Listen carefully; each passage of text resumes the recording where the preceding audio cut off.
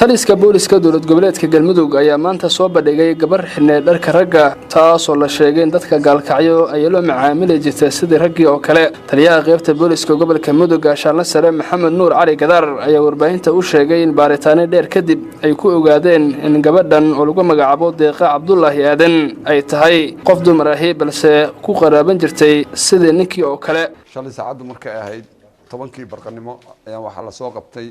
nin lagu magacaabo Deeqo oo aad arkaysaan Deeq la yiraahdo magaciisa ninnimo uu ku sheegto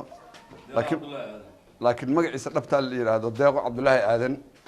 oo in muddo magaaladan ku noolayd oo matalaysa inay nin tahay dumar badan xiriir la yeelatay sida aragtaan hubaysan oo magaaladan muddo badan dhex maraysay iyadoo nin ah waxaan ku guuleysanay inaan helno muddo dheer ka bacdi inaan gacanta ku soo dhigno Deeq oo magaciisu Deeqa yahay baaritaan dheer ka bacdi waxaan ogaanay inay tahay qof haween ah ujeedada iyo danta ay kala hayna wali hadda baaritaan bay ku jirtaa marka sidaasayna waxaan noo cadeeyay ciidanka booliska haween baa ku jira baaritaan ay ku sameeyeen baa waxa ka soo baxday inay tahay qof haween ah iyadoo waa su'aali kartaan inay dumar tahay aniga hadda af joogo lama adeega iyada baa joogtaa waxaani waa waxay u isticmaali jirtay nin ahaan oo qalabka ninkay ka dhiganaysay dhexdu ugu xirnaa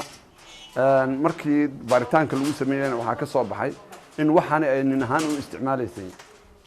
oo qalabka ninka ka dhiganaysay Deeqa Cabdullaahi Aadan ayaa xilliga la soo qabanayay waxa ay gacanta ku wadatay biskoolad sida ay sheegeen saraakiil ka tirsan ciidamada booliska dowlad goboleedka Galmudug waxayna wax ka weydiinay waxa lagu soo eedeeyay inay qabtay gabar kale inta lagu soo eedeeyay waa ejida wata macnaha ma qof dumar ah tahay mise rag ayaa tahay dumar baana way maxay tahay sababaha macnaha keenay in awal lagu soo eedeeyay in qof dumar ah ay rag ahaana balse aad dib ugu hidasheen aad dumar noqoto maxaa kugu qasbay marka hore arrintan ku dhaqanto waxay ugu qasbay ma jiro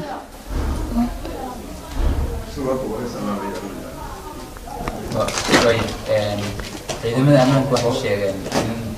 in aad wadatay hubka sababaha awgeed mana sheegi kartaa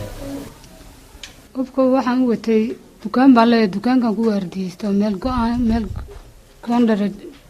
ah qofna kuma dilaalo qofna wax kuma yeelo waxaa sameeyay adoo macnaha adoo hadda naagahaan miyaad waxa la sheegay in gabdho kale u qabteen inaan arrintaas maxaa ka jira gabdhahaas gabadhan gabar cunug iyo ayadoo nafteeda haligaysa baan gurigeyga keenaanu